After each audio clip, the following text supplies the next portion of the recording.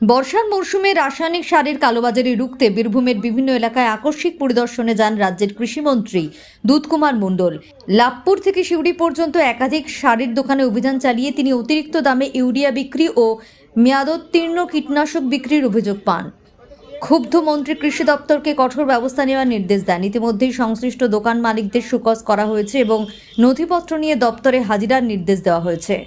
সারা বীরভূম নয়, সারা পশ্চিমবাংলা জুড়ে চাষিদের বারবার ফোন এসছে এবং আমাদের যখন বিধানসভার অধিবেশন চলে তখনও আমাদের এমএলএরা বিধানসভার অধিবেশনে ওই প্রসঙ্গ এনেছে যে সারের দাম অত্যধিক বাড়তি নিচ্ছে ডিলাররা।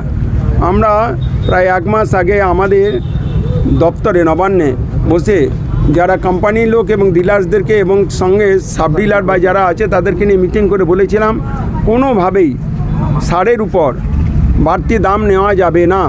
যে এমআরপি রেট আছে সেই এমআরপি রেটে সার দিতে হবে এবং ওর সঙ্গে কোনো কোম্পানির দেওয়া ট্যাগিং চলবে না, আমরা এটাকে হতে দেব না কোনোভাবেই। এবং সেই অ্যালার্মিংয়ের পরেও আমরা এখন বিভিন্নভাবে খবর পেয়েছি বিভিন্ন জেলার বিভিন্ন জায়গাতে এই অবস্থা শিকার হতে হচ্ছে চাষিদের। কেন্দ্র সরকার প্রায় 1,050 তাই তো 1,50,000 কোটি টাকা সারে কেন্দ্র সরকারের দেওয়া ভর্তুকি, চাষিরা যাতে ভর্তুকি মূল্যে অনেকটা কম দামে সার পেতে পারে 1,50,000 কোটি টাকা ভর্তুকি দেওয়ার পরেও চাষিদেরকে আজকে অনেক বাড়তি দাম সারের ডিলারগুলোর কাছে দিতে হচ্ছে। যদি না দেয় কোনো ক্ষেত্রে রসিদ চাইলে চাষিদেরকে রসিদ দেওয়া হয় না, তখনই সঙ্গে সঙ্গে ডিলাররা বলে দেন আমাদের কাছে সার নেই।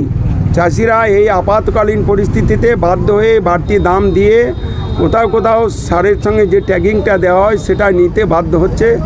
এরই প্রতিবাদে আজকে আমরা একটা সারপ্রাইজ ভিজিট মোহাম্মদবাজার, লাভপুর, ইন্দাস, বিপ্রটিকিরি এই অঞ্চলে এটা করেছি।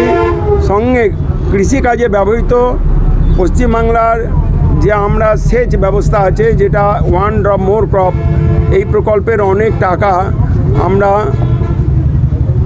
কতটা সাকসেসফুল হয়েছে এবং কিভাবে সেই টাকাগুলো চাষিরা পেয়েছে কিনা এবং তার পাওয়া পাইপলাইন করে আর যে পদ্ধতিতে কম জলের দ্বারা বেশি লাভ পাওয়া যাবে এমন চাষের পদ্ধতি সেটা কতটা অ্যাক্টিভেট হয়েছে এবং দেখার জন্য আমরা কিছু সেচ করলাম। বেশিরভাগ ক্ষেত্রেই আমরা এর গরমিল দেখেছি এবং টাকাগুলো কেন্দ্র সরকারের দেওয়া এবং রাজ্য সরকারের শেয়ার যদিও থাকে পশ্চিমবাংলায় এবং কেন্দ্রে একই সরকার, এই ডবল ইঞ্জিনি সরকারের আমলেও এই প্রাপ্ত সুযোগ থেকে চাষিরা নানাভাবে বঞ্চিত হচ্ছে। অর্থাৎ যারা এই কাজের সঙ্গে অভ্যস্ত ছিলেন, এইভাবে এতদিন ধরে বাংলা কৃষক সমাজকে, যারা অন্নদাতা, যারা সারা ভারতবর্ষের মানুষের মুখে খাবার তুলে দেন, নিজেদের মাথার ঘাম পায়ে ফেলে সামান্য মাত্র যারা রোজগার করেন বা লাভ রেখে যারা চাষ করেন সেখান থেকে বঞ্চিত হচ্ছে। আমরা বাজারে যে কোনো জিনিস কিনতে চাই না কেন কোম্পানি প্রোডাক্টের উপরে যা দাম লেখা থাকে সেই দাম দিয়ে আমাদের কিনতে হয়,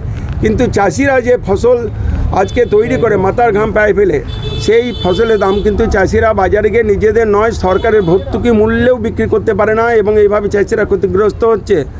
নানাভাবে চাষিদের এই যে বঞ্চনা এবং বঞ্চিত হওয়া চাষিদের আজ দুঃখকে আমরা বুঝতে পেরে আমাদের মনে হয়েছে আশু কর্তব্য এটাই আমাদের দেখব বাংলার এই কৃষক সমাজ এবং সারা বাংলার কোনো ক্ষেত্রেই যাতে ব্যবসায়ীরা, এই অসাধু ব্যবসায়ীরা এইরকমভাবেই আজকে দুর্নীতিগ্রস্ত ব্যবসাকে না চালাতে পারে বা চাষিরা ক্ষতিগ্রস্ত নয়, এর উদ্যোগে আমরা আজকে এই একটা হঠাৎ করেই সারা দিনভর বিভিন্নভাবেই বিভিন্ন জায়গায় গিয়ে আমরা এই দোকানে গিয়ে হানা দিয়ে দেখেছি যে বাস্তবিক চাষিরা যে কথা আমাদের কাছে অভিযোগ করেন সেটাই সত্যি। না তাহলে যে কালোবাজারি হচ্ছে সেই দোকানগুলোর বিরুদ্ধে কী পদক্ষেপ নিচ্ছেন? রিটেল হোক বা আমরা আগে তাদের সাবধান করে দিয়েছিলাম। আমাদের বিভাগীয় সচিব তিনি বলেছেন যে না এরপরে এটা হতে পারে না, আমরা বলেছি হচ্ছে এরপরেও, সেইটা আমরা সচিবের কাছে তুলে ধরবো। মন্ত্রী হলেও তাকে বলবো যে এই ঘটনা ঘটছে।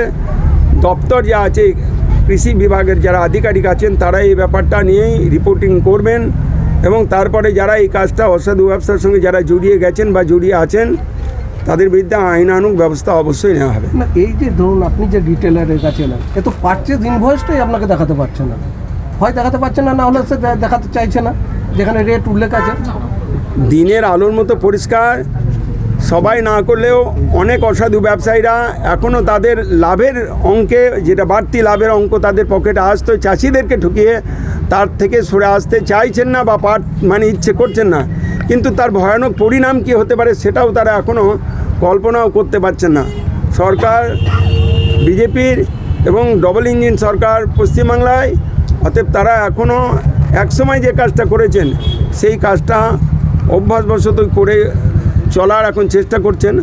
আমরা তো অবশ্যই এটা বন্ধ করার জন্য আমাদের উদ্যোগ নেব, যতটা আন্তরিকতার সঙ্গে এবং যতটা সাহসিকতার সঙ্গে করা যায় দুটোকেই আমরা করে ছাড়ব। তাহলে কি এই দোকানগুলো আপাতত না দেখুন, আমি এখনই বন্ধ রাখবেন না কি করব এটা এখনও আমাদের সময় লাগবে এই সিদ্ধান্ত নেওয়ার ক্ষেত্রে, এবং কি করা যায় আমি নিশ্চিত আমার কেন্দ্রীয় কৃষিমন্ত্রী এবং আমার পশ্চিমবাংলার মানবিক মুখ্যমন্ত্রীর সঙ্গে আলোচনা করেই পশ্চিমবাংলার এই পরিস্থিতির কথা জানিয়ে ব্যবস্থা নেওয়ার ক্ষেত্রে আমাদের দৃঢ় পদক্ষেপ হবে। এবং এক্সপায়ারি ডেট পেরিয়ে গেছে, তারপরে সেই কীটনাশক বিক্রি আপনাদের মাধ্যমে বাংলার মানুষ জানুক এখনও পশ্চিমবাংলায় এই দুর্নীতির সঙ্গে জড়িয়ে ব্যবসা চলছে।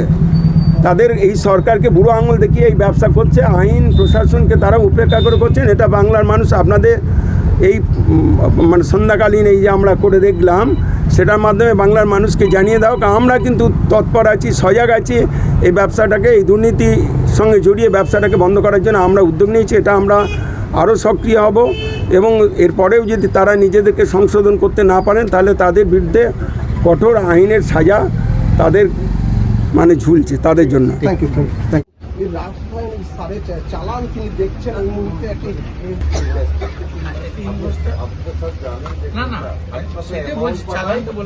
এটা কত কেজি বা কত টন বা কত কুইন্টাল পাঠাচ্ছেন, আরেকটা থাকে যে হচ্ছে এই কুইন্টালের এত কুইন্টাল এত দাম,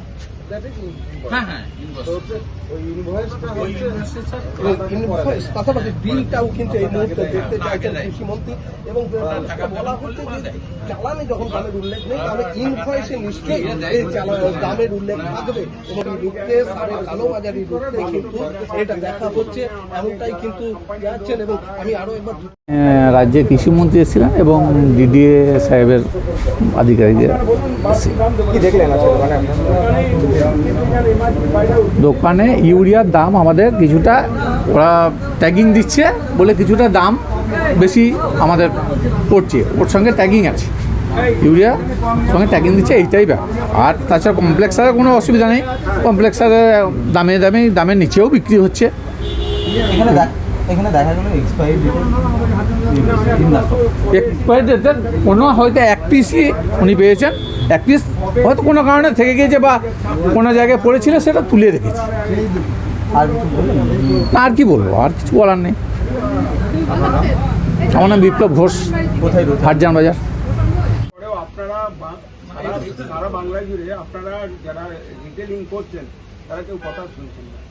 চাষিরা দীর্ঘদিন ধরে ওদের গলায় বাঁশ দিয়ে এসছেন, মানে বাঁশ মানে এই কারণে বলছি যে তারা ওষুধের দোকানে গেলে এমআরপির বাইরে দাম নিতে পারে না, তাহলে আমরা এমআরপির বাইরেও এত টাকা দাম কেন নিচ্ছি? 200 তো চেকিং বারণ কর, স্যার বারণ কর, নবান্নতে বসে বারণ করার পরও কেন করবো এই কোম্পানি? এবং এটা সমস্ত এর থেকে আমরা জানিয়ে দিয়েছিলাম, সেটাও আপনারা করে চলেছেন কেন পর্যায়ক্রমে? ট্যাগিংটা আমরা স্যার আর মানে ট্যাগিং ছাড়া মাল নেবো না, কিন্তু এখন নতুন কোনো মাল নেই। আজকে আপনাদের চাষিদেরকে জব্দ করার উপায় হচ্ছে আপনারা বলে দেবেন মাল নেই, এই চাষিরা মাল পাবে না, এই করে চাষিদেরকে আপনারা মানে জব্দ করার চেষ্টা করবেন। আজকে আপনাকে ব্যবসা করছেন না, কোন কোম্পানির মাল, কোন ডিলার, কোন ব্যবসাদার সমস্ত কমিশন দেখে মাল আপনাদের কাছে আসে, সব ব্যবসা হোলসেলার, ডিলার, রিটেলার পর্যন্ত আছে, যে কাস্টমারকে দেওয়ার জন্য সব চাপটা কাস্টমার ঘরে যায়, সেই কাস্টমার তো চাষিরা, সেটাকে আপনারা পর্যবেক্ষণ করছেন। সরকার পাল্টানোর পরেও আপনাদের পরিবর্তন হচ্ছে না। আপনি কোম্পানিকে বলুন ব্যবসা করছেন, তখন আপনারা যা এইসব অনেক কিছু করছেন, কিন্তু সার একাধিক জায়গায় অভিযোগ করছে আমাদেরকে, আমরা 10 জনের নাম কমসে কম প্রত্যেকটি জায়গায় অভিযোগ করছে আমাদেরকে সার অনেক বেশি দাম দিচ্ছে। না সত্যি স্যার, আমরা আমি এইটাই বুঝতে পারি যে সব জিনিসের এমআরপিতে আমরা সারটার ক্ষেত্রে কেন হয়ে যাচ্ছে?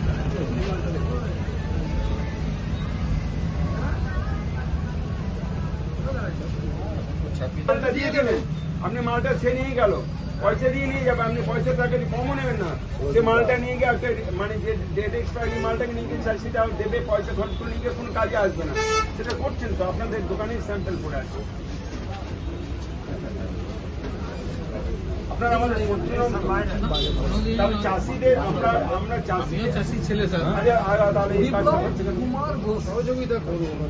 আমরা তো আপনাদের বিরোধিতা করি না, আপনাদের সহযোগিতা যে আমরা মিটিং করে এলাম, আমরা জানিয়ে দিয়েছি আপনাদের তপন যে ছেলে ছিল এখানকার এখানে রোজ ছিল ছিল তো, এখানে তপন ছিল, এবং ও যেটা করছে এই সমস্ত বিষয়গুলো কিন্তু এই মুহূর্তে কুমার মণ্ডল দেখছেন এবং কৃষিমন্ত্রী নিজে যখন বলেছেন পারেন পারি না যেটা পারেন না